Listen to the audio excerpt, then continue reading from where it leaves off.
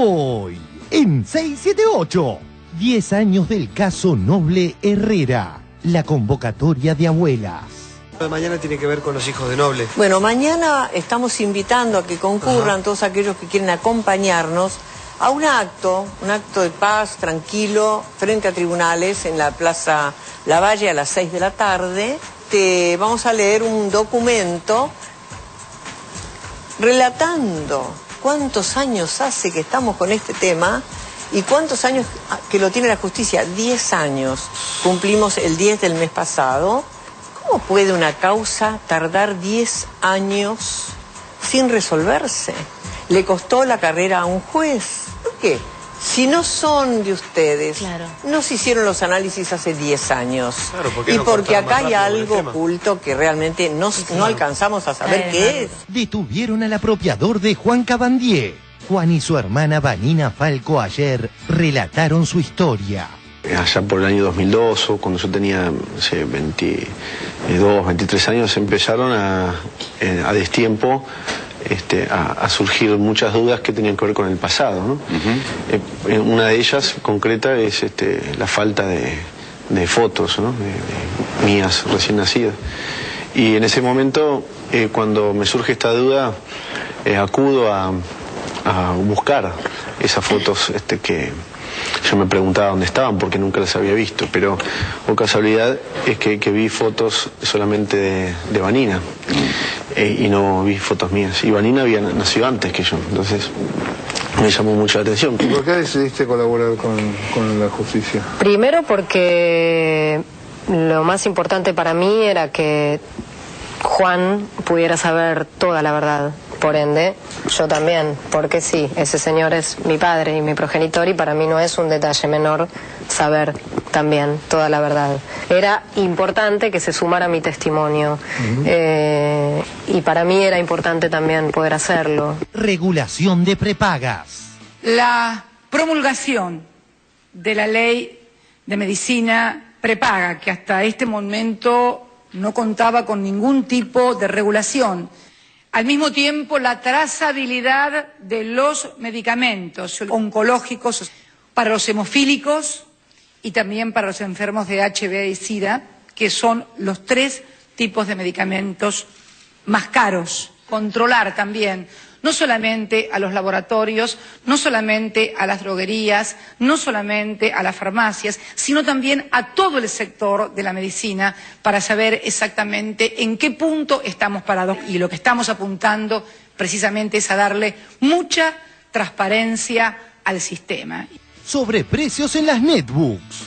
El negociado de Macri con Clarín. Efectivamente es un contrato hecho en dólares, nadie entiende por qué en la ciudad de Buenos Aires, entre el gobierno de la ciudad de Buenos Aires y una empresa argentina, hay un contrato en dólares por 250 millones de dólares. El gobierno nacional pagó por 250.000 computadoras, $323 cada computadora. La misma computadora que compra el gobierno de la ciudad de Buenos Aires resulta en $919 cada máquina, con el mismo tipo de servicio, lo mismo, exactamente lo mismo, 3 veces más. El cinismo de Mañeto tocó su techo. Página 12. Cablevisión incorporó la señal Paca Paca, pero solo como extra. Una solución al 25%. Desde la hora 0 de hoy, la señal del Ministerio de Educación se ofrece en el canal 80, pero no en el básico, sino para quienes pagan el servicio extra en digital. El caso Strauss-Kahn. Dominique Strauss-Kahn, el hombre fuerte del Fondo Monetario Internacional. Él tiene un rango de presidente de un país, es decir, decenas de presidentes del mundo son inferiores en importancia a Dominique Strauss-Kahn. De una muchacha que le gusta, absolutamente indefensa, él sale en toalla del baño, justo que estaba, no se tenía ni que sacar la ropa, y entonces pretendió abusar de ella. Fue detenido en el avión, fueron y lo sacaron de las pestañas 10 minutos antes de levantar vuelo. Un hombre que por su poder es capaz de llevarse absolutamente todo por delante porque viven, se acostumbran a la más absoluta impunidad. Les parece que no hay ley que los pueda alcanzar. Esto sucede en muchos aspectos de la vida. Pensemos en poderosos locales que consideran que a ellos la ley no los llega, no los toca. Y cuando los toca quedan perplejos, quedan sorprendidos, como a mí. Esta vez no nos emocionó el Barça. Barça celebró en casa la obtención del tricampeonato de Liga, a pesar de haber igualado en blanco con el Deportivo La Coruña. Pero seguramente lo hará el Barça. También nos visitan la nieta restituida Paula Logares y el cantante Adrián Goizueta.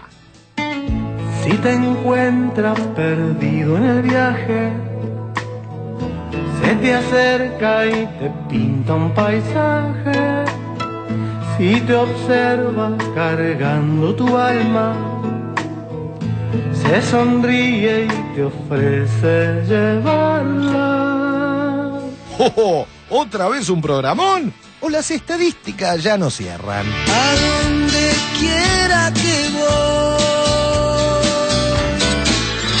a donde quiera que esté, en mi silencio interior, yo siempre te encontraré. Tú eres mi nube de paz, eres la sombra que da, eres la luz que detrás alumbra la inmensidad.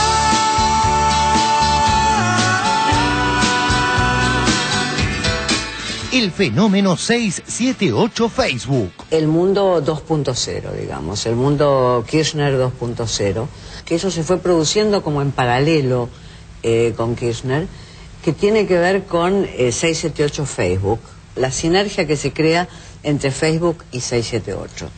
Yo recuerdo que en el acto del 24 de marzo del 2010, veo que entra una columna por Diagonal Sur y toma Bolívar, y una columna que en mi experiencia de actos es muy grande, y era la columna Facebook 678.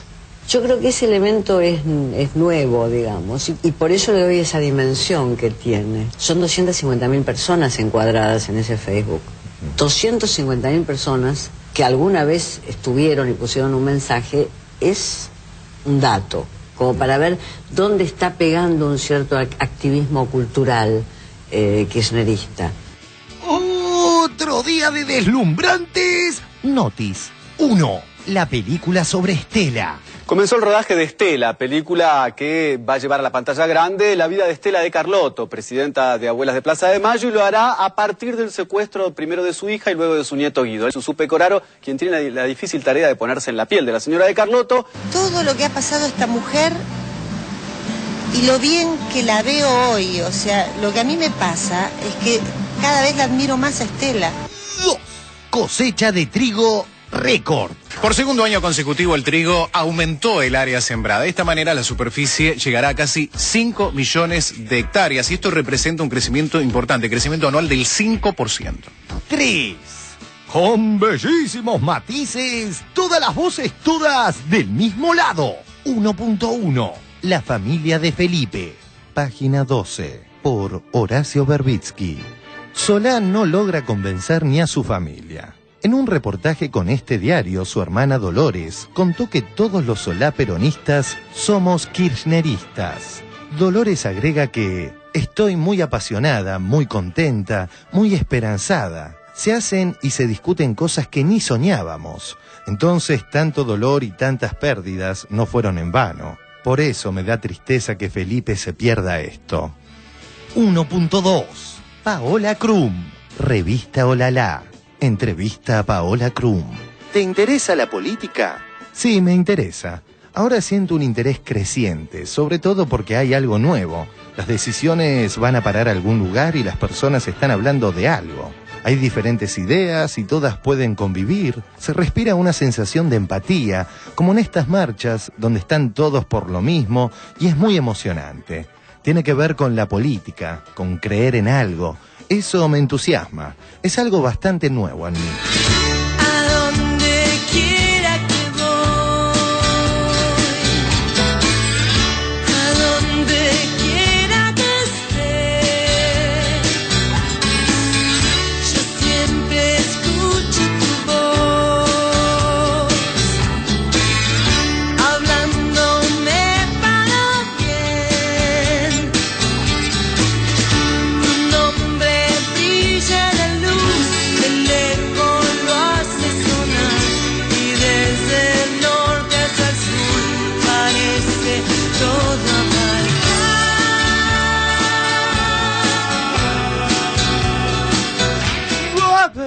678.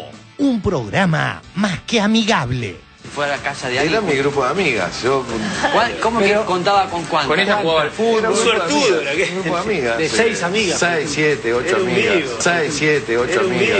Tú eres mi ser superior, por alcanzarte yo voy, tratando de dar amor, por entre el frío de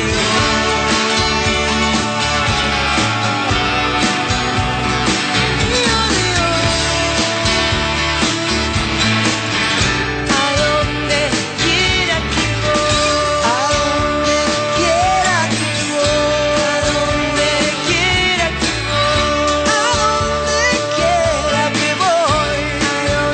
quiera que voy, a donde quiera que voy, a donde quiera que voy, a donde quiera que voy, a donde quiera que voy, a donde quiera que voy.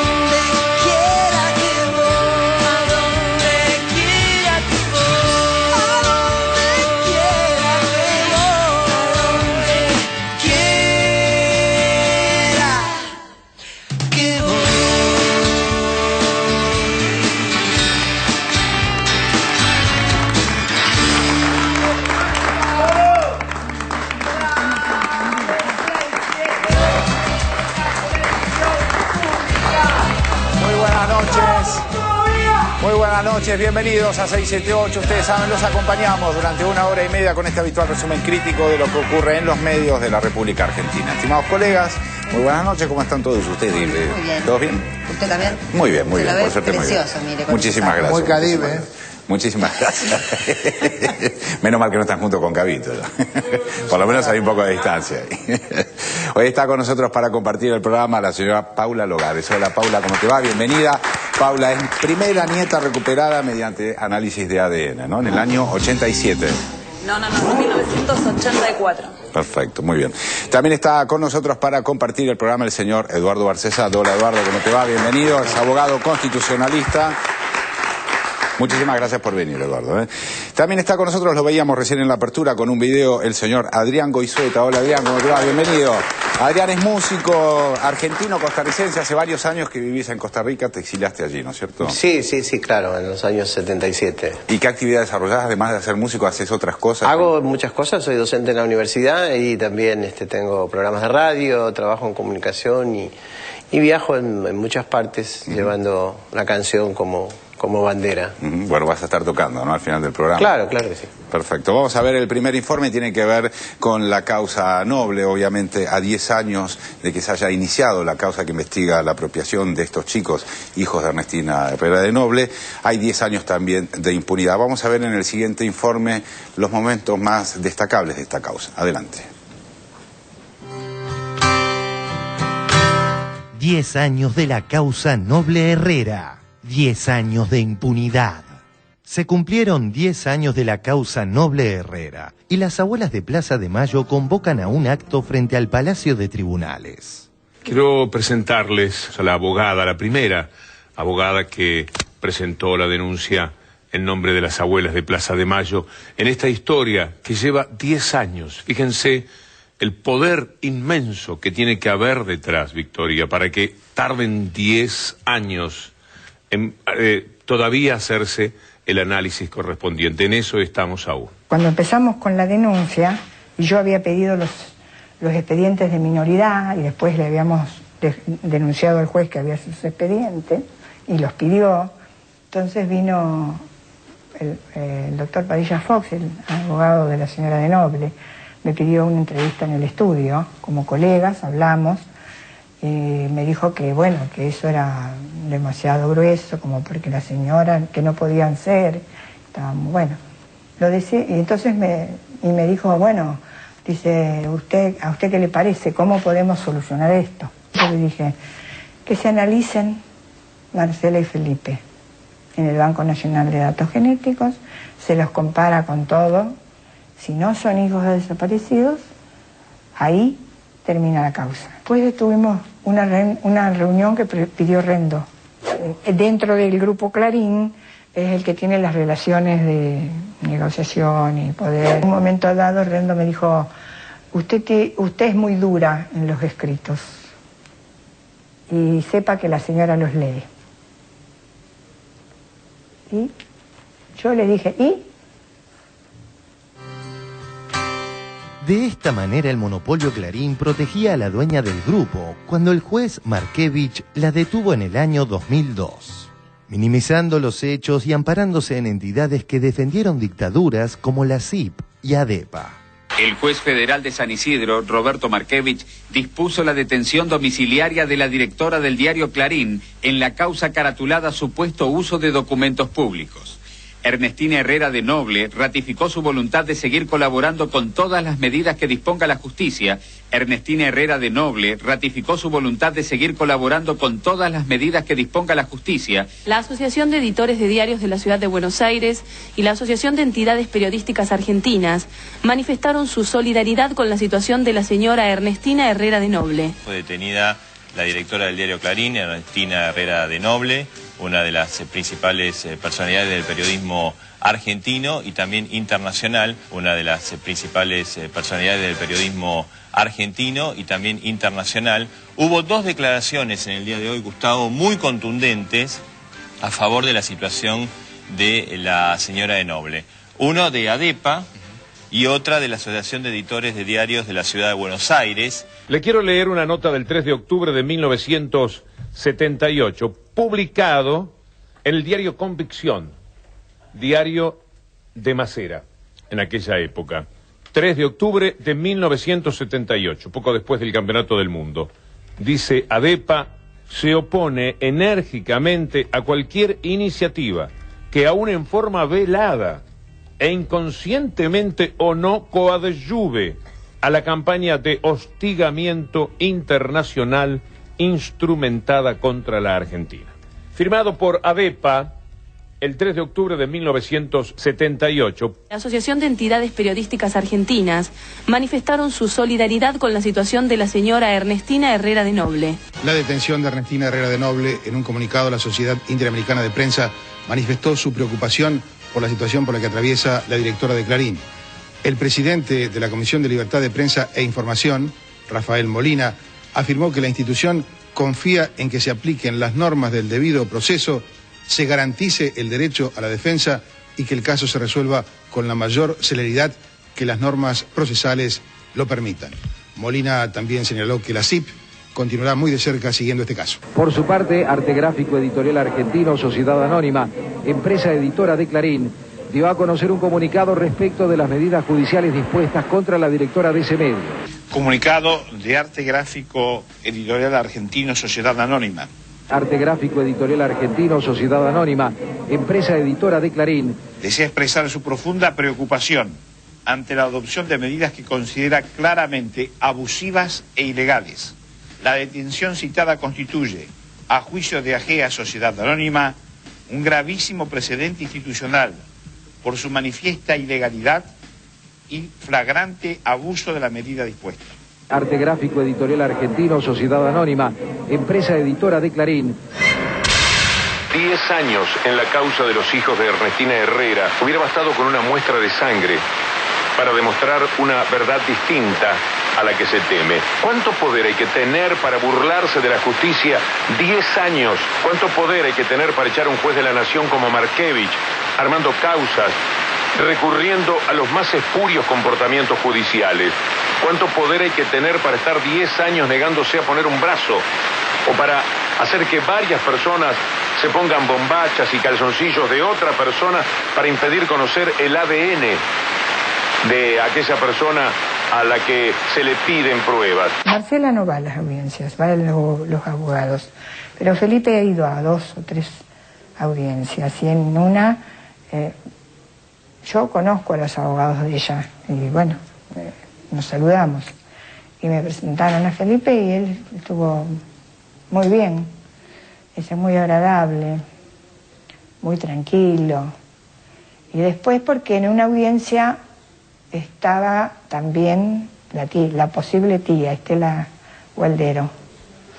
Y como él ya la había visto una vez, se habían encontrado una vez en el cruce a Uruguay,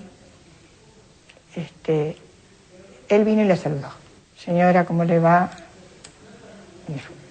Pero fue un instante, ¿no? Pero está educado, es tranquilo. A mí me gusta mucho Felipe como persona. Para finalizar, reiteramos la pregunta que siempre nos hacemos. Si Marcela y Felipe no son hijos de desaparecidos, ¿por qué Ernestina Herrera de Noble y sus abogados impiden que los jóvenes se hagan las pruebas de ADN que disiparían las dudas?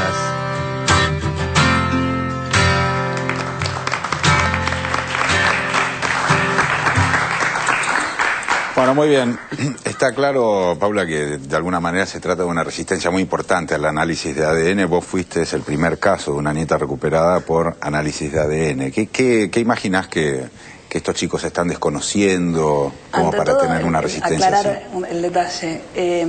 La denuncia formal, judicial, la presenta la institución Abuelas de Plaza de Mayo, o sea, mi abuela, por medio de la institución, el primer día hábil de la democracia en 1983, ¿sí? El 13 de diciembre. Al año exacto me llevan al Palacio de Tribunales, en la calle Uruguay, por el tema de la restitución. A mí me llevan sin decirme a lo que me llevan, ni a dónde vamos, ni nada. Para ese momento a mí ya me habían llevado en algún momento a sacarme sangre y yo no sabía por qué. Me llevaban a sacarme sangre, punto. Eras muy chica, ¿qué edad tenías en esa? 8 años. 8 años. Pero a su vez, como me anotaron como 2 años más chica, respondía como si tuviese menos todavía. Me sacaron sangre cantidad de veces. El mío es el primer caso que es una restitución vía judicial, o sea, con un juicio, mediante un juicio, ¿sí? Mi abuela presenta la denuncia y a partir de ahí comienza todo. Y en ese juicio ya se incluye el análisis de sangre, que después, cuando se van adelantando con el tema de la cuestión científica, maneras de saber y qué sé yo, sigo sacándome sangre y se sigue cotejando constantemente. No es que quedasen dudas, es que una sigo para ir acompañando las cosas. Entonces, por un lado está esto, digamos, aún así, en inicios de la democracia, 1 año demoró la justicia en decidir, sí, que yo volvía con mi familia. Vos dijiste 1987, que a mí me dan mi documento, sí fue en el año 1987. Que cuando a mí me lo dan, me acuerdo que mi abuela dijo así como que contenta, uy, bueno, tenés tu documento, y yo le dije, bueno, sí, a ver, ya pasó cantidad de tiempo. Y yo ya sabía quién era una cuestión meramente formal, ¿no es cierto? Yo estaba viendo con mi abuela y ya había pasado todo, cantidad de cosas habían sucedido ya. Entonces, yo vivo con mi abuela desde diciembre del 84, pero ella siguió trabajando durante muchos años. Ella y cantidad de gente, desde la institución, abogados, psicólogos, cantidad de gente. Entonces, digo, que demore solamente el hecho de sacarse sangre 10 años, hay una resistencia notoria, ¿no es cierto? Y justamente como tal vez cerraba el spot de ustedes recién, ¿por qué negarse a sacarse sangre si es únicamente para saber qué? Ya se sabe oficialmente que los chicos son adoptados. Si quedan dudas por el tipo de adopción, bueno, ¿por qué poner el foco de la duda en ella, en Ernestina Herrera de Noble? ¿Por qué se juzga a ella y el foco se pone en ella? ¿Por qué no fijarse en los chicos? ¿Por qué no ponemos el foco en los chicos? Se duda del origen de los chicos. ¿Por qué no tratamos de ver qué pasa con estos chicos? Hoy por hoy, yo lo que sí creo es que, aún siendo ellos hoy mayor de edad, hay cosas, hay decisiones que no pueden terminar de tomar ellos.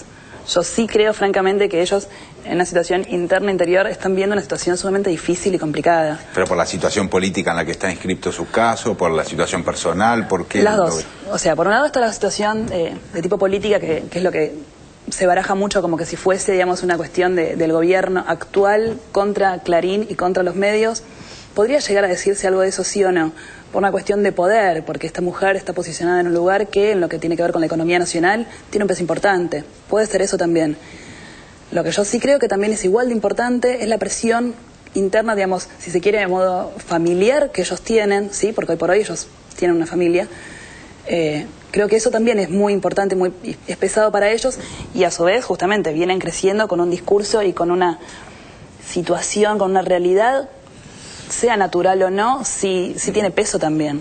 Vos bueno, eras muy niña, pero ¿sentiste la presión de ese instante, digamos, de hacerte un ADN? ¿Sentiste que era un momento de inflexión alrededor de tu identidad o era un trámite más de lo que era una causa judicial?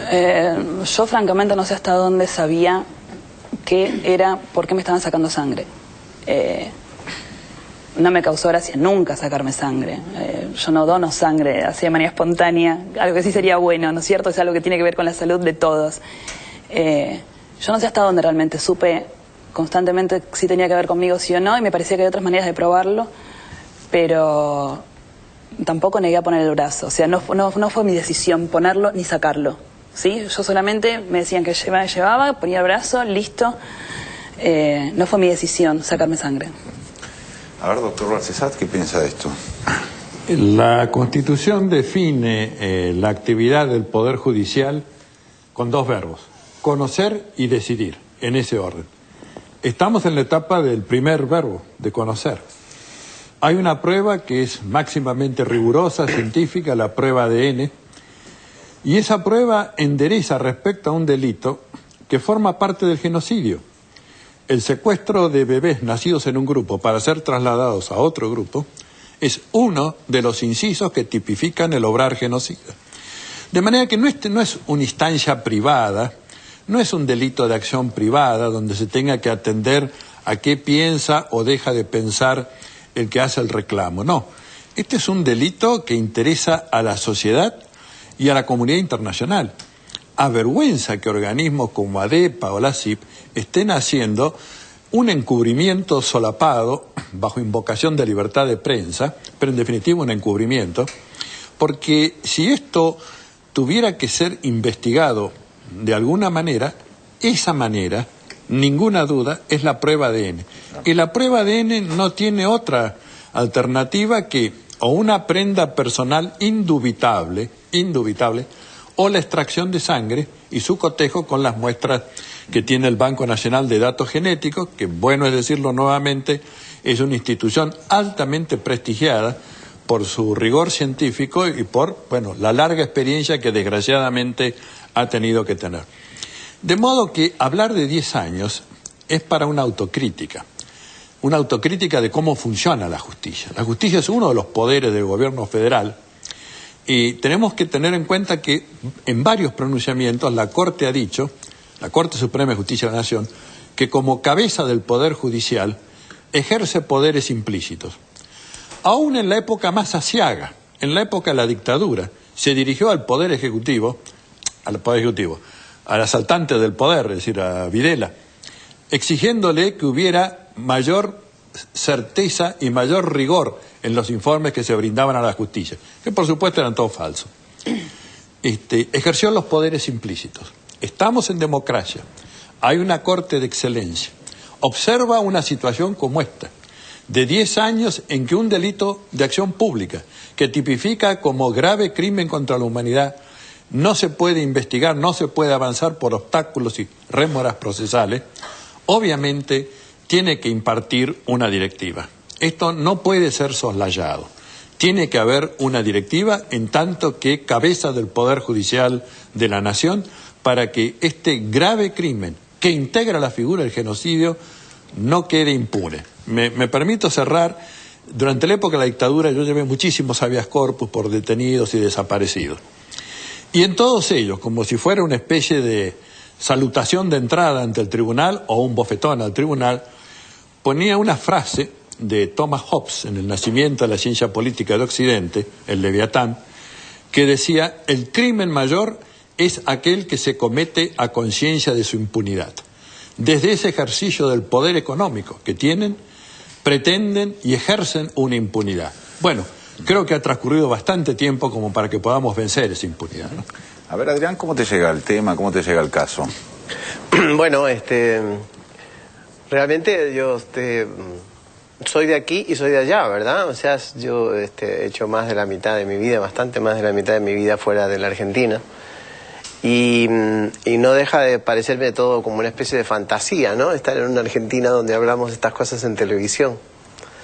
Y además porque me tocó contarle a muchos hijos de amigos cómo eran sus padres, quiénes eran sus padres, que habían quedado viviendo con sus abuelos o que habían quedado viviendo con algún pariente, pero que no tenían idea de quiénes eran sus padres. De manera que me parece que hoy en Argentina se esté hablando de esto, me parece realmente, digo como entrada, una cuestión fantástica de derechos humanos. Con respecto a este encuentro con los niños apropiados, bueno, me parece que, bueno, como bien señala el señor juez, hace falta probablemente una mano un poco más, digamos, dura en términos de que cómo no le sacan sangre en 10 años para ni siquiera ver si tienen rubiola, no sé, cómo funciona esta situación de una manera tan impune.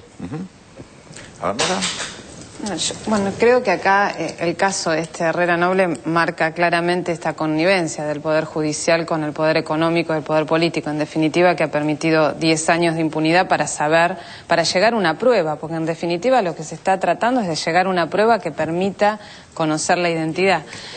Y en este caso queda en evidencia esto, porque ahora la situación en la que estamos es que hay una jueza, Arroyo Salgado, que decidió, después que a quien le llegó el caso, después de años que el juez Vergesio lo tuvo durmiendo en tribunales, que decidió, bueno, finalmente que se obligue a estos chicos o bien a entregar una prenda o un elemento que le permita hacer la comprobación de su ADN o a sacarle sangre en forma compulsiva, como lo prevé incluso la ley. Esto fue apelado. Esto fue apelado ante la Cámara de Casación. ¿Quiénes están en Cámara de Casación? El fiscal general de la Cámara de Casación es nada más y nada menos que el fiscal Romero Victorica, que fue quien Victoria Montenegro denunció públicamente y declaró en el juicio por el plan sistemático de robo de bebés que se está llevando a cabo, que era quien le pasaba información a su apropiador y le ponía abogados para que lo liberaran cuando fue acusado por la apropiación de ella.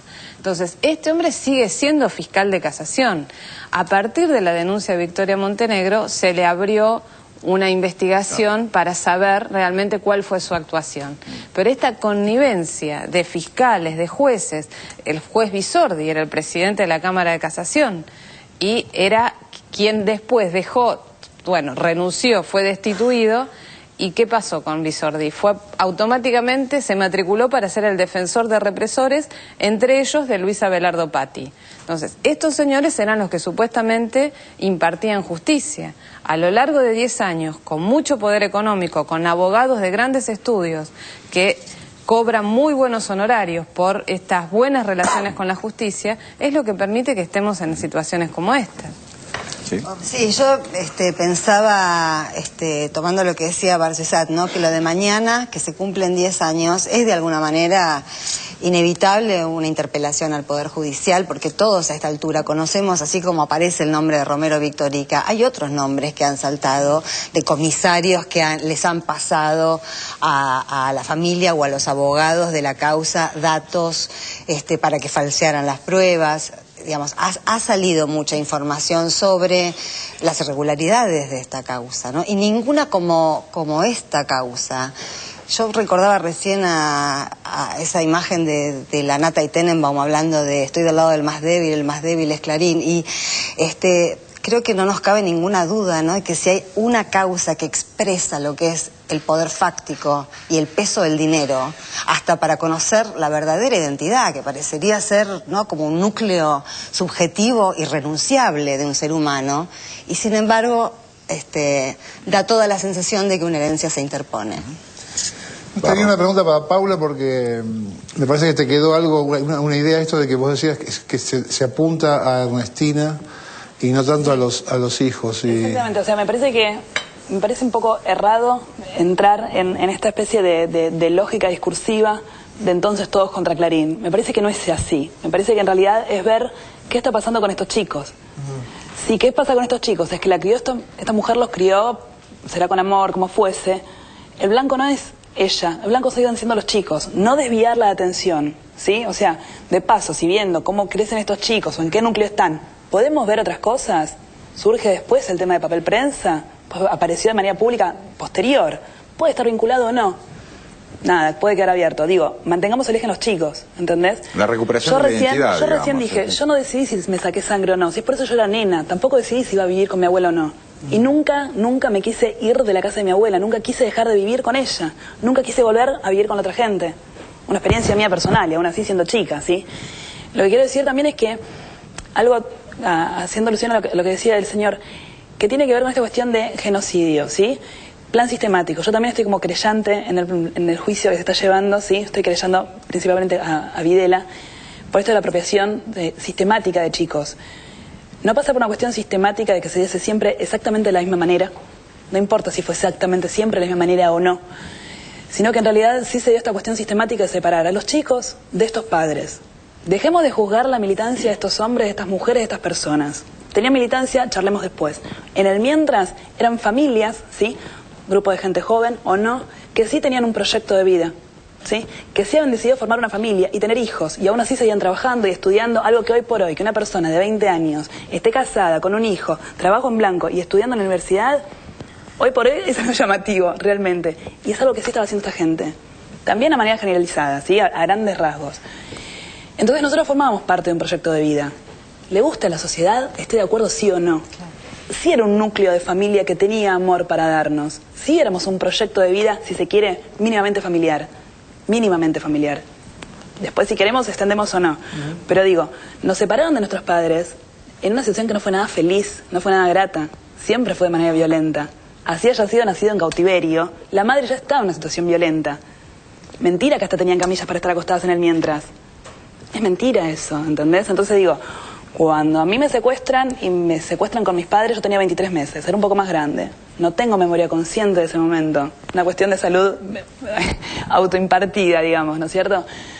Pero fue una situación nada grata. Entonces, de momento que a mí me separan de mis padres, es que después me inscriben y me anotan en otra familia, con otras cosas que si querés charlamos, pero a lo que voy es que nos separaron de un proyecto de vida de nuestros padres, creo que, y fue en ese momento un orden de Estado. ¿Democrático o no? No fue democrático, fue autoritario. Si querés lo charlamos. A lo que yo voy es a que en realidad yo creo que es una obligación del Estado, volviendo un poco a lo que decía él, es una obligación del Estado decirnos a cada uno de nosotros quiénes somos realmente. Nosotros que estamos vivos, ni que hablar con los desaparecidos, que vaya uno a saber dónde están esos cuerpos. Me parece que es una obligación del Estado en ese sentido. Por eso digo, no creo que... Si alguien hoy duda de su origen y se anima a sacarse sangre, buenísimo. Si es una decisión importante, uno tiene que tener cierta contención y cierto estado. Y si no se anima, el Estado lo mismo lo tiene que impartir. ¿Por qué? Porque fue un error del Estado en aquel momento. Está claro. Vamos a seguir con este tema. De hecho, ayer estuvieron participando del programa Juan Cabandier y Vanina Falco, que es la hija biológica de los apropiadores de Juan Cabandier. Estuvieron hablando sobre distintos pasajes de su vida. Realmente un testimonio conmovedor lo que vivimos en el día de ayer. Vamos a ver parte de lo que pasó en el día. Dale. Detuvieron al apropiador de Juan Cabandier. Mañana, además de la convocatoria de las abuelas por los 10 años de la causa Noble Herrera, se dicta la sentencia contra el apropiador de Juan Cabandier, quien fue apresado el viernes. Ayer en 678, Juan Cabandier y su hermana Vanina Falco, hija biológica del apropiador de Juan, contaron su historia. Finalmente, después de 33 años, se hace justicia, ¿no? Porque no empieza esto cuando yo aparezco, cuando me presento como querellante, porque antes estuvieron las abuelas, porque antes estuvo mi abuela, mi familia, que seguía la causa. Y además el delito, el hecho del delito se consuma cuando apenas yo nazco, ¿no? Y cuando soy retirado de los brazos de mi madre.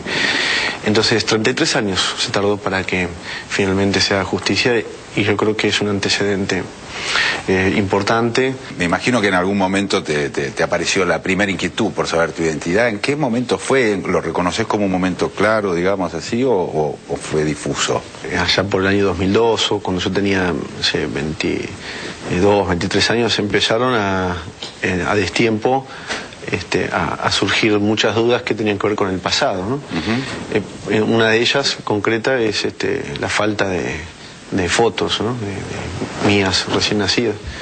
Y en ese momento, cuando me surge esta duda, acudo a buscar esas fotos que yo me preguntaba dónde estaban porque nunca las había visto, pero por casualidad es que vi fotos solamente de Vanina, y no vi fotos mías. Y Vanina había nacido antes que yo, entonces me llamó mucho la atención. Yo ya me había ido apenas cumplí los 21 años de esa casa, más que nada por imposibilidad de seguir conviviendo con quien era mi padre. Y nosotros igual teníamos un vínculo, ¿no? Nos veíamos, estábamos al tanto de la vida del otro, o sea, un vínculo de hermanos, pese a que no vivíamos ya en la misma casa. Y cuando él tenía, 25 años, en el año 2003, él me viene a buscar un día, creo que al trabajo o a la facu, no me acuerdo bien, y me dice que tiene que hablar conmigo, me cuenta acerca de sus dudas, que él estaba casi seguro de que no era hijo de ese matrimonio, que él podía ser hijo de desaparecidos. Y en realidad en ese momento también por algo que había sido muy reforzado desde que éramos muy chicos, a mí me costó poder verlo a él como algo diferente a mí, incluso hasta de los parecidos físicos. Porque había toda una historia de ocultamiento, digamos, alrededor de la adopción, obviamente, de la apropiación, nosotros... los vestían iguales, ese tipo de cosas, Sí, ¿no? pero aparte tuvimos la mala suerte, digamos, a los fines de conocer la verdad de que somos muy parecidos físicamente, sobre todo cuando éramos pequeños. ¿Y por qué decidiste colaborar con la justicia? Primero porque lo más importante para mí era que Juan pudiera saber toda la verdad. Por ende, yo también, porque sí, ese señor es mi padre y mi progenitor y para mí no es un detalle menor saber también toda la verdad. Era importante que se sumara mi testimonio y para mí era importante también poder hacerlo, ¿no? ¿Cómo es Falco? Es un tipo violento, es un tipo... violento, imposible de entrar en razón, autoritario... maltratador. En mi caso se manifestaba tanto en la variable psicológica, verbal, como en la variable física, ¿no? Vanina no tuvo, fue digamos receptora de la violencia verbal, ¿no? Aunque una vez se desarrolló, se plasmó la violencia física, ¿no? Una violencia bien marcada, producto incluso a mi parecer de que cada vez que nos veíamos, apropiador y apropiado, los hacíamos entrar en contradicción, o sea, éramos la prueba viviente, constante y permanente del delito. Y además, en muchos casos nosotros fuimos tratados, en mi caso creo que fue así, como el hijo de los enemigos, ¿no? ¿Ustedes nunca supieron que trabajaba en la policía? ¿Supieron en algún momento que trabajaba en investigaciones de la policía? ¿Lo decía, lo contaba claramente? Sí, él contó ya varias veces las insignias que había en mi casa y... ¿Encontraste un arma también en un momento? No, sí, armas sí había. Ah, bien. Él portaba armas. ¿Puedo hacer una pregunta? ¿Cómo van a vivir el fallo? ¿Con la misma distancia que viven el fallo de un torturador que no era, digamos, no tenía ningún acercamiento con ustedes? ¿O lo van a vivir con otro desgajamiento parecido al que les pasó cuando se separaron de sus padres?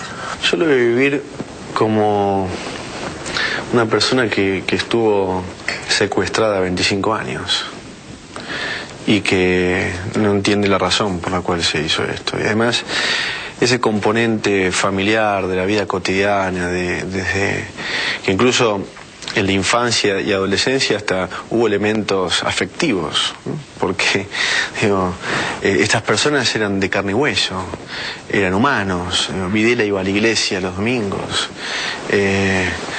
iban a jugar Videla iba a ver a River. Eso adquiere una significancia especial, ¿no? Porque además de la dureza, el delito está realizado, apropiación de menores, sustracción de identidad, falsificación de documentos, que son la tipología de los delitos. Además de eso está el componente de la perversidad. Me parece maravilloso cómo de todo eso hayan salido estos militantes de hoy, militantes de la alegría un poco y de la esperanza, ¿no? En vez de salir con odio, han salido como integrantes de un movimiento que intenta traer la paz y la alegría y la justicia.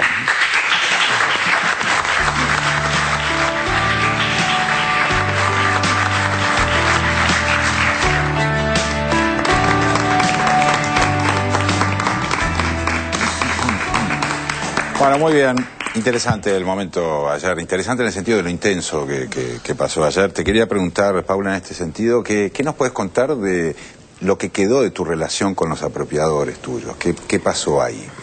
Bueno, yo dije hace un ratito que yo desde que vivo con mi abuela, que vuelvo con mi familia, que en ningún momento pedí volver a verlos, en ningún momento quise. Yo tenía custodia policial permanente, lo que en su momento también me llamó la atención, porque me dicen que este hombre sí era subcomisario de la policía, Y después quienes me están cuidando a mí son policías, y como me decían que se comportaban en aquel momento, vestidos de civil y en un Falcon y esas cosas. Pero bueno, yo tenía custodia durante 2 años, fue permanente. Y después en algún momento ellos aparecieron en la puerta de la escuela, como a saludarme, de la vereda enfrente, sí o no. Yo en ningún momento me quise acercar, en ningún momento nada. Si bien podía ser simbólico el tema de la custodia, era como que ellos también de alguna manera tenían que responder a eso por lo que estaban, ¿no es cierto? Sin correrse mucho para ninguno de los dos lados. Eso sucedió. Sí, también sucedió después que el juez, el juzgado decidió que yo sí tuviese una visita con ellos, a lo que yo en ningún momento quise. ¿Qué proponía? ¿Una visita semanal? Un encuentro, una primera visita en el juzgado, ¿sí?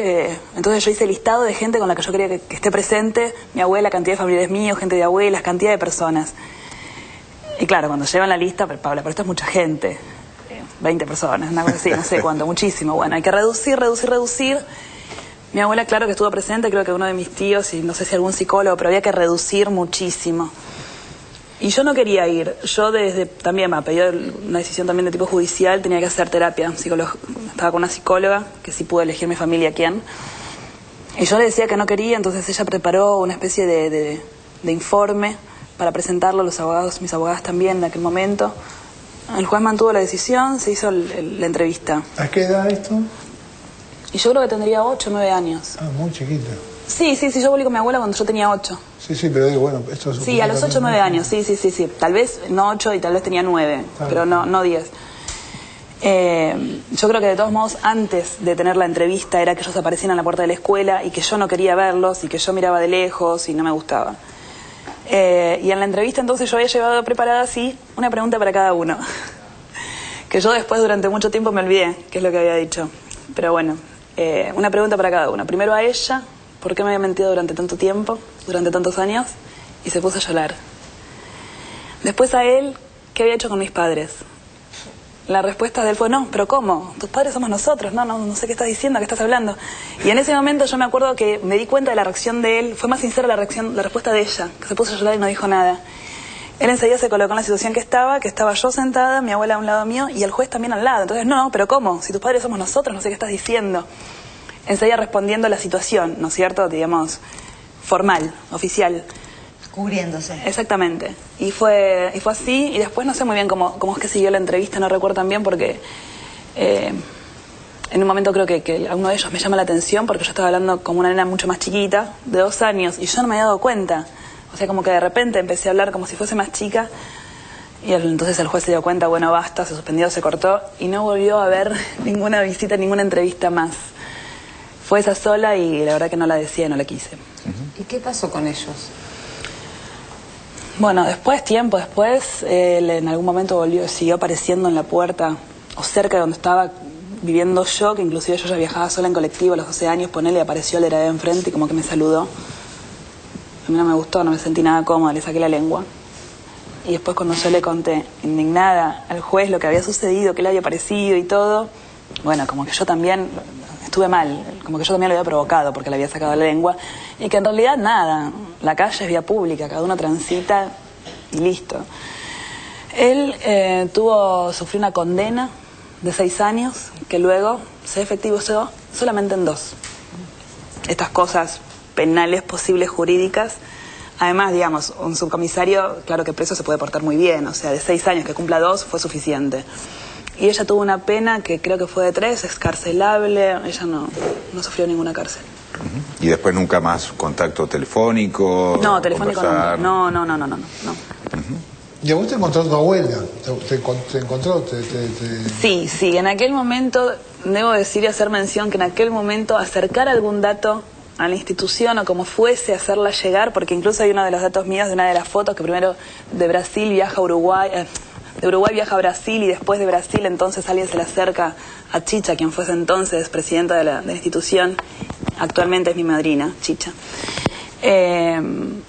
Nada, algo que les puedo ampliar, pero en aquel momento la gente que se acercaba y daba algún dato o que hacía algo, si era gente que arriesgaba realmente, o sea, de una manera real, digamos, se exponía, no por sacarse foto ni por estar en la revista, sino que sí se arriesgaba en acercar algún dato, en sacar algo. O sea, la gente que de repente de algún modo pudo sacar una foto y acercarla como fuese la institución, así sea que diese la vuelta que fuese, realmente era gente que se arriesgaba y que ponía en riesgo algunas cosas. Es como que yo, ese cierto agradecimiento a esa gente lo voy a tener siempre, porque a partir de que en Abuelas tienen algunos datos míos, algunas denuncias, y van viendo, hilando y juntando cositas, un trabajo muy fino. ¿Supiste quiénes aportaron esos datos? ¿Supiste alguna vez? Sí. ¿Pudiste hablar, digamos? No. Hace poco estuve en Uruguay, porque, a ver, yo estaba exiliada con mis padres en Uruguay, pero después la mujer que vendría a ser supuestamente mi madre, digamos, la mujer que está inscrita como madre mía, ella también es uruguaya. ¿Cómo se da este nexo casual? No tengo idea. No sé dónde se conoce con este hombre, digo. Pero entonces ella tenía algún que otro conocido en Uruguay, y yo viajaba en los veranos a Uruguay con ella, no con él. Y bueno, entonces hace poco estuve en Uruguay y pude tomar contacto con la familia de una mujer que no recuerdo exactamente cómo, eso no recordar es habitual. O se borran algunas cosas a propósito, pero que justamente ella pudo acercar una foto y que tenía rasgos que de repente, bueno, como que eran llamativos, o decía cosas graciosas o cosas así, y me contaron rasgos de anécdotas de una mujer que trabajaba en una casa. Yo hablé con la gente de la familia que ella, en la casa que ella trabajaba, y me encantó. Y entonces después mostraron fotos de ella y tal vez yo de niña la haya conocido, o sea, esas cosas de... La puedo haber conocido como una abuela mayor y divina, ¿entendés? Como que graciosa y cariñosa. Ella fue una de las personas que dio y acercó algún dato. Pero después, por ejemplo, también recuerdo cuando yo, de las primeras veces que voy a Abuelas, yo estoy con mi abuela desde determinada fecha, pero bueno, después entonces empiezo a conocer a mi familia, me empezó a llegar a la institución. Ella tiene que ir todos los días a trabajar con las abogadas, o sea, tenía que seguir el trabajo. Y entonces, bueno, y si iba a Abuelas me presentaban a todas las abuelas y todo el cariño y todo el amor y los cachetes y todo. En una de las veces voy y veo que había una foto, cantidad de fotos, ¿no? Pero de repente me acuerdo de una que me llamó mucho la atención porque era frente a tribunales, una especie de marcha que se hizo pidiendo por mí. Entonces yo le pregunto a mi abuela, ¿y esta persona quién es? No la conozco. ¿Y esta? Bueno, esta sí es tal. ¿Y esta persona? Cantidad de gente que no conocían. ¿Cómo es eso? Que entonces se movilizaban y podían pedir, tal vez por mí, sin conocerme a mí o a mi familia. O sea, darme cuenta tal vez de esto que tiene que ver con las convicciones. Y ahí es algo que yo me acuerdo que me quedó grabado, ¿no es cierto? En aquel momento. Por esto de que la gente se pueda movilizar por algo que cree, y no es que me conozca personalmente, no era que era un favor o que... Eso me resultó muy fuerte, muy importante. Y estoy hablando en aquel momento, sí, que era la democracia recién iniciada, si es que ya estaba, porque si no, era muy en el límite. Digamos, poder reconocer eso. Hoy si vamos a una marcha es porque tenemos ganas o porque organizamos los tiempos, pero en aquel momento era un poquito más jugado todavía. Sentías que no eran más solamente un tema tuyo, eso es lo que sentías, que no era solamente un tema tuyo, sino que le pertenecía también, nos pertenecía también a otra gente. Total, social. Claro, sí, como te bañaron, también te cuidaron. Sí. Hoy me doy cuenta que sí, en algún momento no lo sentí tanto, francamente, pero sí, cantidad de cosas. Después, con el tiempo puedo empezar a reconocer cantidad de cosas. Específicamente por mí, por mi caso, digamos, cantidad de gente trabajó, cantidad de gente realmente hizo trabajo no de oficio, sino que realmente se empeñó y se jugó de una manera que podía ser arriesgada inclusive. Eso sí. Ahora, tu abuela en el 82 había logrado identificar el lugar donde te tenían y iba todos los días a tratar de verte, ¿no? Sí. Desde una de punta a la Chacarita. Sí. Y tenía que hacer ese tipo de cosas, o sea, la especie de investigación que se hacía era así, y teniendo mucho cuidado. Mirar en la ventana y si preguntaban por la planta que estaba colgada, sí o no, ya de rasgos, sí o no, si esa mujer vuelve a pasar. Eran cosas que eran muy medidas, ¿entendés? Y contadas a cuentagotas, y que si tenían que sacar algún dato o no, o justamente mi abuela, si compraba verduras siempre era porque tenía que justificar el pasar tan seguido. Inclusive el que te hace una pregunta es tu abuelo, ¿no? O sea, no es tu abuela directamente, sino que hay otra persona que te hace una pregunta. Mi abuelo, sí, eso es una vez que yo salí de la escuela y que entonces me decía como que me iba a caer, cuidado, me caí, me lastimé, y entonces se acercó un poco. Yo creo que ellos tal vez tenían, en cierta manera, mi abuela creo que lo dijo en algún momento, como que tenían cierto temor de que yo los reconozca, sobre todo a él, porque yo de beba lo conocía a él y es como que tenía cierto cariño, amor. Es ridículo que lo diga así, pero si no hay veces que cuesta entenderlo. Pero entonces yo lo podía mirar, porque justamente lo que yo sí recuerdo, que recordé siempre es, una vez que yo salía de la escuela y gente me mira, sí o no, ¿qué pasa si mantengo la mirada? ¿Qué pasa si miro? Y lo hice con mi abuelo. Y yo en ese momento no lo reconocí, pero él decía, bueno, ¿qué pasa si, o sea, si desarticulo la escena? O sea, si de repente digo algo, ¿entendés? Ese riesgo. Y cantidades de anécdotas así, cantidades, por eso digo, cantidad de gente que en su momento trabajó, inclusive abuelas, o sea, que iban a mirarme, y no porque sea yo nieta de ellas, sino porque era una manera de seguir trabajando todas juntas y en grupo. A ver, doctor. Yo vuelvo sobre la reflexión de la injusticiabilidad del poder, ¿no? Creo que desde que existe registro de la historia social, el poder siempre estuvo para juzgar a los otros, pero nunca para ser juzgado, ¿no?